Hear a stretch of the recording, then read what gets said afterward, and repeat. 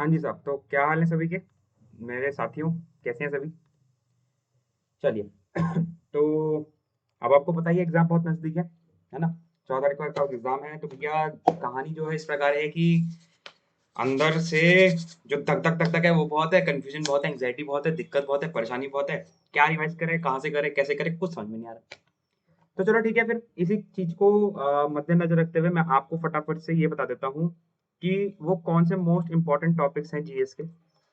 वो कौन से मोस्ट इंपॉर्टेंट टॉपिक हैं जीएस के, ठीक है, जिसको आप लास्ट मोमेंट पे रिवाइज करो। देखो, मैं ये नहीं कह रहा हूँ कि आपने कहाँ से पढ़ा है, मैं ये नहीं कह रहा हूँ कि आपने कहाँ से पढ़ा है, किससे पढ़ा है, मुझे से लेना देना नहीं है। मेरा मोटिव सिर्फ एक है कि वो फाइनल मोस्ट इंपॉर्टेंट टॉपिक कौन से जीएस के, जो आप लास्ट टाइम पे, मतलब जो दिन के 2-3 दिन बचे हैं आपके, उसमें आप क्या कर लो, रिवाइज कर लो, ताकि एक मैक्सिमम एक अच्छा खासा स्कोर आप खड़ा कर पाओ। क्यों? क्योंकि आपको ही पता है कि जीएटी एक ऐसा सब्जेक्ट है जो आपकी रैंक को बहुत जल्दी बूस्ट कर देगा। क्योंकि भैया 600 नंबर का पेपर है, 600 नंबर का पेपर कम नहीं होता, इसको हल्के में नहीं लेना। सो गाइस देखो, कहने को मैं यहाँ पे मैथ्स भी पढ़ा सकता हूँ, बता सकता हूँ मैथ्स से ये कर लो, इंग्लिश भी कर सकता हूँ, साइंस भी बता सकता हूँ, लेकिन यार देखो, मेरा मानना ये है कि जिस जिस चीज में स्पेशलाइज्ड है ना, कि भाई हाँ ठीक है, जीएस में अपने को पता है कि जीएस में कहाँ से क्वेश्चन बन सकता है, तो वही बताना सही है, राइट? तो अभी फिलहाल मैं आपको जीएस का बता रहा हूँ, और ध्यान से इस पूरा वीडियो को देखना। ये स्पेशली आप लोग की डिमांड पर आप लोग के लिए बनाई जा रही है। मैं कोई स्ट्रेटेजी नहीं बताऊंगा, आप लोग ने जो स्ट्रेटेजी पहले से फॉलो करते हुए हैं आप वही फॉलो करें। लास्ट में स्ट्रेटेजी बताने से क्या होता है, बच्चा कंफ्यूज हो जाता है।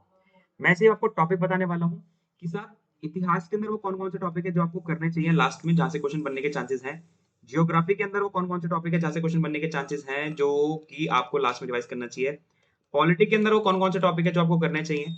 इकोनॉमिक्स के अंदर वो कौन कौन से टॉपिक है जो आपको करने चाहिए लास्ट में, राइट? करंट अफेयर्स करे तो करे कैसे, बहुत ज्यादा दुविधा वाला टॉपिक तो ये होता है। ठीक है गाइस, साइंस वंस अगेन मेरा वाला सब्जेक्ट नहीं है साइंस, इसलिए मैं आपको साइंस का नहीं बता पाऊंगा। उसके लिए देखो यार, गलत बताना सही नहीं है, राइट?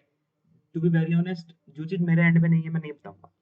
सबसे पहले मैं स्टार्ट करता हूँ इतिहास से। तो आइए साहब, इतिहास की अगर मैं बात करता हूँ, देखो, इतिहास जो है ना, हमारा जो हिस्ट्री है एनडीए के पेपर में अगर मैं बात करूँ, तो ये मोटे मोटे तौर पर 4 भागों में बटा हुआ है, ठीक है। सबसे पहले आता है एंशियंट हिस्ट्री, ठीक है। फिर आता है मेडिवल हिस्ट्री, फिर आ जाता है मॉडर्न हिस्ट्री, है ना, और फिर आ जाता है आपका वर्ल्ड हिस्ट्री। ये हिस्ट्री आपके एग्जाम के पॉइंट ऑफ व्यू से इंपॉर्टेंट है, ध्यान दो जरा, यहाँ ध्यान दो सभी। ठीक है भैया। देखो, एंशियंट हिस्ट्री में अगर मैं बात करता हूँ, तो सबसे पहला टॉपिक हड़प्पन सिविलाइजेशन या इंडस वैली सिविलाइजेशन करना ही करना है, श्योर श्योर, इसको छोड़ना हो। Indus valley civilisation, Harappan civilisation के बाद आप थोड़ा वैदिक एरा भी पढ़ सकते हो। थोड़ा वैदिक एरा, ज्यादा डीप में मत जाना, लेकिन थोड़ा वैदिक एरा पढ़ना। इसके अलावा जो बुद्धिज्म का टॉपिक है, बुद्धिज्म का जो टॉपिक है वो बहुत ज्यादा इंपॉर्टेंट रहने वाला है। सर आप कहते हो बुद्धिज्म के साथ जैनिज्म है, जैनिज्म एक बार को स्किप भी कर दो, कोई दिक्कत नहीं, लेकिन बुद्धिज्म छोड़ना नहीं है। बुद्धिज्म के अंदर भाई गौतम बुद्ध के बारे में, देन उन्होंने कौन कौन सी टीचिंग दी, देन वो कौन से 8 रास्ते हैं जिसको आप आस्ट पाथ कहते हैं, राइट? और किस तरीके से पोजिशंस हैं इनके, जो स्कूल ऑफ आर्ट है वो क्या है, स्तूपास क्या होते हैं, ये सारे तमाम चीजें आपको पता होनी चाहिए बुद्धिज्म के बारे में, राइट? इसके बाद जब आप जाते हो कोई डायनेस्टीज की बात करोगे, तो आप सीधे कूद जाना मौर्यंस पे, चंद्रगुप्त मौर्य, है ना, मौर्यंस है ना, चंद्रगुप्त मौर्य वाली, वो चाणक्य, बिंदुसार, चंद्रगुप्त, अशोका वाली, इसमें कूद जाना मौर्यंस पे। ठीक है, मेरी बात ध्यान से सुनना। एंशियंट हिस्ट्री के अंदर साफ कहा गया था कि हिस्ट्री के पिछली बार एंशियंट हिस्ट्री से काफी क्वेश्चन आए थे, लेकिन हर बार ऐसा नहीं होता। हर बार यूपीएससी अपना पैटर्न चेंज करता रहता है, राइट? ज्यादा ही करो तो गुप्तास पे कूद जाना, गुप्तास पे और सतवाहनास पे, सतवाहनास, वाहना, इन पे चले जाना, ठीक है।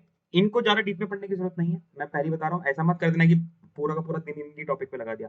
एंशियंट हिस्ट्री को कोशिश करना जल्दी जल्दी वाइंड अप करना, एंशियंट हिस्ट्री को कोशिश करना जल्दी जल्दी वाइंड अप करना है, क्योंकि अब बिल्कुल लास्ट समय है। अब तुम ज्यादा टाइम सब्जेक्ट्स पर नहीं लगा सकते, क्वेश्चन प्रैक्टिस वगैरह सब मैं करवाता हुआ चल रहा हूँ, टॉपिक वगैरह सब मैंने पढ़ा दिए हैं।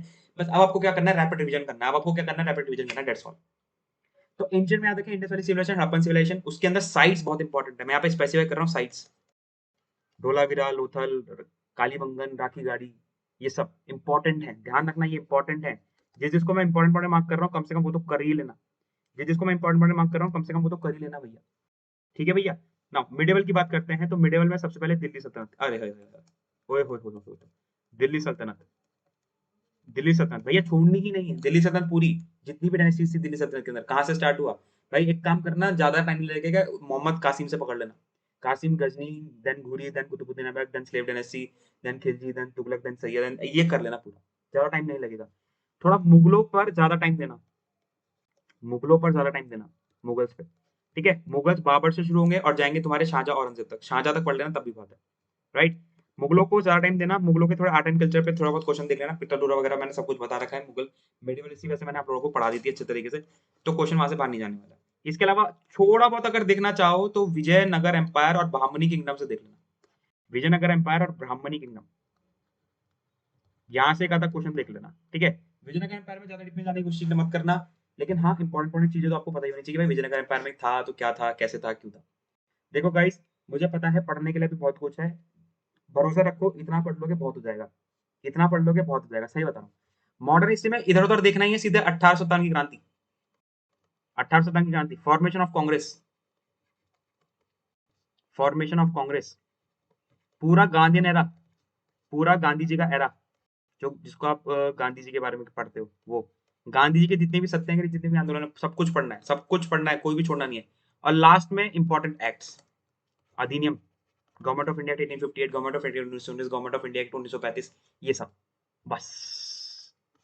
बस टाइम मिले ना तो सोशल एंड रिलीजियस रिफॉर्म्स कर लेना, टाइम मिले तो सोशल एंड रिलीजियस रिफॉर्म्स कर लेना, सोशल एंड रिलीजियस रिफॉर्म्स कर लेना अगर टाइम मिले तो। क्यों? क्योंकि देखा जाता है कि क्वेश्चन जो है कई बार आपके एग्जाम में आ जाते हैं, क्योंकि करंट में चीजें एक्टिव रहती है। ठीक है, वर्ल्ड हिस्ट्री में 3 टॉपिक बड़े फेमस होते हैं, फ्रेंच रिवॉल्यूशन, रशियन रिवॉल्यूशन और अमेरिकन रिवॉल्यूशन, बस। किसी भी फैकल्टी को उठा लो, वर्ल्ड हिस्ट्री में आपको ये बताएंगे, American revolution, Russian revolution, French revolution. क्यों? क्योंकि वर्ल्ड हिस्ट्री के अंदर पढ़ने को तुम बहुत कुछ पढ़ सकते हो, लेकिन कोई फायदा नहीं है, एग्जाम के पॉइंट ऑफ व्यू से इंपॉर्टेंट है। किसी भी फैकल्टी को उठा लो जीएस के, वो आपको ये बताएंगे, French revolution, Russian revolution, American revolution. ये तो है कंप्लीट हिस्ट्री जो आप बहुत कम समय पर रिवाइज कर सकते हो, तेजी में, एकदम चीते की तरह। ठीक है, मान के चलना कि इस तरीके से रिवाइज करो कि तुम्हारा हिस्ट्री बहुत जल्दी कवर हो जाए, ancient, medieval, modern, world. Question यहीं से बनने, क्वेश्चन यहीं से बनने, बाहर नहीं जाएगा, इस बात की गारंटी है। ठीक है, आओ नेक्स्ट टॉपिक की बात करते हैं। नेक्स्ट टॉपिक में बात करते हैं तो बात आती है ज्योग्राफी की। नेक्स्ट टॉपिक में बात करते हैं तो बात आती है ज्योग्राफी की। सर ज्योग्राफी भी फिर वही है सर, बड़े खतरनाक। एक फिजिकल ज्योग्राफी होती है सर, एक वर्ल्ड ज्योग्राफी होती है सर, एक इंडियन ज्योग्राफी होती है सर। आप क्या करें, अब क्या करें भाई साहब, ये तो बहुत बड़ा बवाल है। कुछ नहीं करना है, पैनिक नहीं होना सबसे पहले तो। फिजिकल ज्योग्राफी देखो एक ऐसा कंसेप्ट है जो सदाबहार है, इसको इसको एक बार पढ़ लिया, अपने दिमाग में छप गया, हो गया, हटाओ। ठीक है, फिजिकल ज्योग्राफी एक ऐसा टॉपिक है जो सदाबहार है। ठीक है, अर्थ के बारे में पढ़ लेना भैया, वो लॉन्गिट्यूड लैटिट्यूड टाइम निकालना सिखाया था, वो देख लेना। अर्थ के इंटीरियर के बारे में आप देख लेना कि अर्थ के इंटीरियर के अंदर कैसा था, कौन कौन सी हमारी वो थी, क्या बोलते हैं, डिसकंटिन्यूस वगैरह थी। अर्थ का इंटीरियर देख लेना, अर्थ के बारे में लॉन्गिट्यूड लैटिट्यूड देख लेना, अर्थ का इंटीरियर देख लेना। उसके अलावा अर्थ के ऊपर जब आप आओगे तो वॉल्केनो वगैरह सब आप यहीं से देख लोगे, कोई दिक्कत नहीं है, किस टाइप के वॉल्केनो होते हैं, कितने टाइप के लावा होते हैं। देन रॉक का टाइप का देख लेना भाई, igneous rock, sedimentary rock, metamorphic rock, ये देख लेना एक बार, राइट। इसके बाद एटमॉस्फेयर का पूरा मुद्दा बहुत इंपॉर्टेंट है, एटमॉस्फेयर का पूरा मुद्दा। और एटमॉस्फेयर के बाद जो वो एयर सर्कुलेशन होता है, एयर सर्कुलेशन का जो मुद्दा होता है जिससे हवाएं चलती हैं। ठीक है, cold wind, warm wind, cold air, warm air, cold current, warm current, ये सब पढ़ना है, ये सब फिजिकल ज्योग्राफी के अंदर पढ़ना है। वर्ल्ड ज्योग्राफी के अंदर महाद्वीप पढ़े जाते हैं। ठीक है, टाइम मिलेगा तो एक बार वर्ल्ड ज्योग्राफी देख लेना, लेकिन टाइम नहीं मिलता तो स्किप दैट पार्ट, यहाँ पे स्टार मारता हूँ। टाइम मिलेगा तो वर्ल्ड ज्योग्राफी देख लेना, अगर टाइम नहीं मिलता तो स्किप दैट पार्ट, क्योंकि महाद्वीप एक नहीं है, 7 महाद्वीप है, अलग अलग लेवल पे पढ़ना पड़ता है। इंडियन ज्योग्राफी की बात करते हैं तो इंडियन ज्योग्राफी में सबसे पहले तो भैया पहाड़ जितने भी हैं, पहाड़ के अंदर आ जाएंगी तुम्हारे दर्रे, passes, national park, tiger reserve, wild life sanctuary. Important है ट्रांसपोर्टेशन, ट्रांसपोर्टेशन जिसके अंदर मोड ऑफ ट्रांसपोर्ट में रेलवेज आ जाता है ना। रेलवेज ही इंपॉर्टेंट है, रेलवे ही, या रेलवे पे ध्यान देना, मैं स्पेसिफाई कर देता हूँ, रेलवे पे ही ध्यान देना, एयर ट्रांसपोर्ट और रोड ट्रांसपोर्ट की जरूरत नहीं है। ठीक है, उसके अलावा सॉइल, रॉक पढ़ोगे तो सॉइल एक साथ कवर कर लेना, सॉइल के बाद एग्रीकल्चर पढ़ लेना, क्योंकि दोनों तीनों टॉपिक साथ साथ चलते हैं। ठीक है, यहाँ पर फॉरेस्ट और वो वाइल्ड लाइफ, वेजिटेशन के बारे में, वेजिटेशन के बारे में कौन सी चीज कहाँ मिलती है, वेजिटेशन के बारे में, फॉरेस्ट, वाइल्ड लाइफ, वेजिटेशन। ठीक है, कितने टाइप के फॉरेस्ट होते हैं, कौन सा पहाड़ कहाँ, कौन सा टाइप का फॉरेस्ट कहाँ है, ये सब। इंडियन ज्योग्राफी में इतना कर लो वो बहुत है, इंडियन ज्योग्राफी में इतना कर लो वो बहुत है। ज्योग्राफी के मैराथन मैंने ऑलरेडी लिए हुए हैं, डिफेंस के एक्टिव पढ़ाए हैं, अनअकैडमी वॉरियर भी पढ़ाया हूँ, वहां पर नोट कर लो। ठीक है, एक सेकंड, एक सेकंड। हाँ, ठीक है भैया, ये हो गया ज्योग्राफी का, ये हो गया ज्योग्राफी का। ये वर्ल्ड ज्योग्राफी का जो मुद्दा है, जब टाइम मिले तब देखना। फिजिकल ज्योग्राफी कम टाइम देना, इंडियन ज्योग्राफी थोड़ा ज्यादा टाइम देना। फिजिकल ज्योग्राफी में कम टाइम देना, इंडियन ज्योग्राफी में थोड़ा ज्यादा टाइम देना, याद से। ठीक है, ध्यान से। ठीक है भैया, ध्यान से। आओ नेक्स्ट मुद्दा, पॉलिटी। पॉलिटी। सबसे पहले आंख बंद करके प्रियम्बल, फंडामेंटल राइट्स, डीपीएसपी, फिर आपका आ जाएगा फंडामेंटल ड्यूटीज 1 2 3 4। इसके बाद जब आप आ जाए हो emergency provisions, emergency provisions CAG, फिर यहीं पे पढ़ लेना अटॉर्नी जनरल, अटॉर्नी जनरल, ठीक है। ज्यादा ही करो हो तो प्रेसिडेंट एंड गवर्नर दोनों साथ पढ़ जाना, president governor, supreme court, high court और पार्लियामेंट, बस। अगेन वही, ज्यादा डेप्थ में जाने की जरूरत नहीं है, ऊपर ऊपर से पढ़ लेना, काम हो जाएगा। प्रियम्बल, फंडामेंटल, डीपीएसपी और फंडामेंटल एक झटके में खत्म, tata bye bye. Emergency provisions क्या, अटॉर्नी जनरल एक झटके में खत्म, गया। प्रेसिडेंट गवर्नर एक झटके में खत्म, सुप्रीम कोर्ट और पार्लियामेंट, हाई कोर्ट, ये सब एक झटके में खत्म। थोड़ा पॉलिटी टाइम लगाएगी, लेकिन पॉलिटी एक ऐसा सब्जेक्ट होता है कि अगर कंसेप्ट क्लियर है तो 200% एक्यूरेसी के साथ तुम अपना एग्जाम के अंदर क्वेश्चन क्लियर कर सकते हो। ये इस गलतफहमी में मत रहना कि 2 ही क्वेश्चन आएंगे, 3 क्वेश्चन आएंगे, 5 क्वेश्चन आएंगे, इससे हमें लेना देना है ही नहीं। आई रिपीट, इससे हमें लेना देना नहीं है कि क्वेश्चन कितने आएंगे, हमारा लेना देना ये है कि क्वेश्चन जितने भी आ रहे हैं उनसे हम कितना कुछ आउटपुट निकाल पा रहे हैं, इंपॉर्टेंट ये होता है साहब। Is that clear? ये हुआ पॉलिटी। आओ साहब, इकोनॉमिक्स की बात कर लो। आज क्या इकोनॉमिक्स की बात कर लो, बड़े बच्चों को बहुत दुविधा रहती है इकोनॉमिक्स की, कोई एजुकेटर इकोनॉमिक्स पढ़ाने को तैयार नहीं होता। इकोनॉमिक्स की बात करते हो जल्दी से, एक्चुअली इकोनॉमिक्स थोड़ा सा ट्रिकी सब्जेक्ट होता है, इसलिए आसानी से कोई तुमको इकोनॉमिक्स पढ़ाएगा नहीं, राइट। थोड़ा समझने में दिक्कत होती है। इकोनॉमिक्स की बात करते हो तो 5 ईयर प्लान, मैंने पूरी एक लिस्ट बनवाई थी आप लोगों से 5 ईयर प्लान की, कि हाँ भाई 5 ईयर प्लान के अंदर क्या है कैसे है। उम्मीद करता हूँ वो आप लोगों ने होमवर्क कर लिया होगा। थोड़ा बहुत पढ़ोगे आप बैंकिंग सिस्टम के बारे में, बैंकिंग सिस्टम के बारे में। उसके बाद आप थोड़ा पढ़ेंगे मनी मार्केट के बारे में, मनी मार्केट के बारे में थोड़ा बहुत पढ़ेंगे, बैंकिंग सिस्टम के बारे में थोड़ा बहुत पढ़ेंगे, मनी मार्केट के बारे में, ठीक है। एक थोड़ा बहुत ऊपर ऊपर से देखेंगे नेशनल इनकम के बारे में, जीडीपी, जीबीपी वगैरह वगैरह, दैट्स ऑल, खत्म। ये है इकोनॉमिक्स, ये इकोनॉमिक्स, ठीक है। इसमें हल्का सा करंट का तड़का लगा लोगे तो मजा आ जाएगा भाई। करंट के तड़के में जैसे फाइनेंस कमीशन वगैरह वगैरह वगैरह वगैरह एंड सो ऑन। लेकिन इंपॉर्टेंट जो है, मोस्ट इंपॉर्टेंट एस्पेक्ट जो आपके एग्जाम में क्वेश्चन बनना है वो यहीं से बनना है।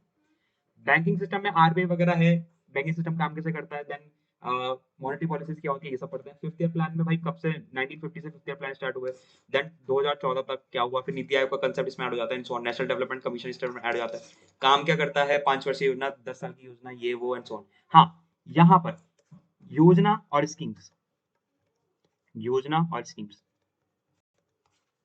भैया ये तो छोड़ना ही मत, ये तो छोड़ना ही मत गलती से भी, योजना और स्कीम तो कतई मत छोड़ना। तो गाइज ये वो सब्जेक्ट है, मैंने आपको हिस्ट्री बताया, मैंने आपको पॉलिटी बताया, मैंने आपको ज्योग्राफी बताया, मैंने आपको इकोनॉमिक्स बताया। आज भी अगर अभी से भी तुम इस वीडियो को फॉलो कर लोगे ना, तो 12 तारीख, मैक्स 12 तारीख तक तुम पूरा रिवाइज कर डालोगे, मैक्स 12 तारीख तक तुम पूरा रिवाइज कर लोगे, ठीक है। कंटेंट में कोई कमी नहीं है, प्लस वाले जो स्टूडेंट है उनके पास भी कोई कमी नहीं है, स्पेशल क्लास में बहुत अच्छे अच्छे से भर भर के पढ़ाया है। उसके अलावा क्वेश्चन प्रैक्टिस चल रही है, कोई दिक्कत नहीं है। यूट्यूब पे भी geography, history, medieval history, modern history सब कंप्लीट है, पॉलिटी कंप्लीट है, मैराथन्स पे मैराथन्स लिए गए हैं। तो ये वो इंपॉर्टेंट टॉपिक है जो आपको करना है, राइट। अब तुम लोगों के लिए एक छोटा सा इन्फॉर्मेशन है, वो इन्फॉर्मेशन क्या है कि साहब कल है बृहस्पतिवार यानी कि थर्सडे, और कल थर्सडे को आपके लिए वन शॉट मॉडर्न हिस्ट्री, कल थर्सडे को आपके लिए one shot modern history, one shot modern history का यूं समझो कि वो रिवीजन है, ठीक है। वन शॉट मॉडर्न हिस्ट्री जिसमें हम एक ही क्लास के अंदर पूरा का पूरा मॉडर्न हिस्ट्री जो है कवर कर लेंगे। तो इसके लिए तैयार रहें, ठीक है। इसका लिंक जो है टेलीग्राम चैनल पे मैं दे दूंगा, वहां से आप इसको उठा लेना। अच्छा, मैं एक वीडियो और प्लान कर रहा हूं जिसमें कंप्लीट जीएस का मैं सिलेबस करवा दूं रिवाइज, एक वीडियो में और प्लान कर रहा हूं जिसमें कंप्लीट जीएस का रिवीजन करवा दूं। अब ये देखने वाली बात होगी कि कंप्लीट जीएस का रिवीजन की जो वीडियो है ये कब आने वाली है, ठीक है। अब साहब देखो, ऑब्वियसली बात है, आज वेडनेसडे हो गया, कल थर्सडे, परसों फ्राइडे, तो इन्हीं 2 दिन में से एक आएगी, इन्हीं 2 दिन में से एक दिन ये वीडियो आएगी कंप्लीट जीएस का रिवीजन, और इन्हीं 2 दिन में से एक ही आएगा one shot modern history. One shot polity का ले रखा हूं मैं, जिसमें 3-4 वीडियो हैं, कम से कम 7 से 8 घंटे पॉलिटी पढ़ाई है। मॉडर्न हिस्ट्री के वन शॉट चल रखे हैं, मिडिवल हिस्ट्री खत्म हो रखा है, ज्योग्राफी खत्म हो रखा है, फिर भी वन शॉट मॉडर्न हिस्ट्री में एक बार फिर दोबारा से तुम्हारे सामने लेके आऊंगा डिवीजन के रूप में, और एक दिन कंप्लीट जीएस का रिवीजन जो है हम वीडियो के माध्यम से कर लेंगे। इस वाली वीडियो, जो ये वाली वीडियो है, इसका ड्यूरेशन मुझे नहीं पता कितने घंटे का होगा, क्योंकि कंप्लीट जीएस रिवाइज करना है तो इतना आसान तो होने नहीं वाला कि हाँ भैया 2 घंटे में पूरी कंप्लीट जीएस रिवाइज कर ली, हमें को टाइम तो लगेगा नो डाउट। अब इकलौता मैं ही हूँ पढ़ाने वाला, तो ऑब्वियसली बात है मुझे और टाइम लगेगा, ठीक है। कंप्लीट जीएस रिवीजन में 2 पार्ट में लेके आता हूँ, एक पार्ट में लेके आता हूँ, ये देखने वाली बात होगी। तो गाइस उम्मीद करता हूँ कि आप लोगों के लिए जो ये वीडियो मैं बना रहा हूँ, जिसमें हम मोस्ट इंपॉर्टेंट टॉपिक कर रहे हैं, जिसमें most important topic for GS, for NDA specifically अगर मैं करूँ तो वो आपको क्लियर होंगे। गाइस 100% छोड़ो, मैं कह रहा हूँ 200% ये टॉपिक कर लेना बहुत है। 100% छोड़ो, 200% ये टॉपिक कर लेना बहुत है। बहुत एक्सपीरियंस से बोल रहा हूँ, एसएसबी दे के बैठा हूँ, एग्जाम निकाल के बैठा हूँ, इसी एक्सपीरियंस के बिहाफ पे मैं तुमको बोल रहा हूँ। ठीक है गाइस, इसके अलावा ध्यान रखें, एंड में कुछ नया काम नहीं करना है। एंड में कुछ नया काम नहीं करना है, जो ऑलरेडी आप कर चुके हो उसी को कंटिन्यू रखो। आई रिपीट, एंड में कुछ नया काम नहीं करना है, जो ऑलरेडी आप कर चुके हो उसी को कंटिन्यू रखो, उसी पे काम करो, उसी को बार बार रिवाइज करो। ठीक है गाइस, तो इतना कर लो, बहुत है। धन्यवाद।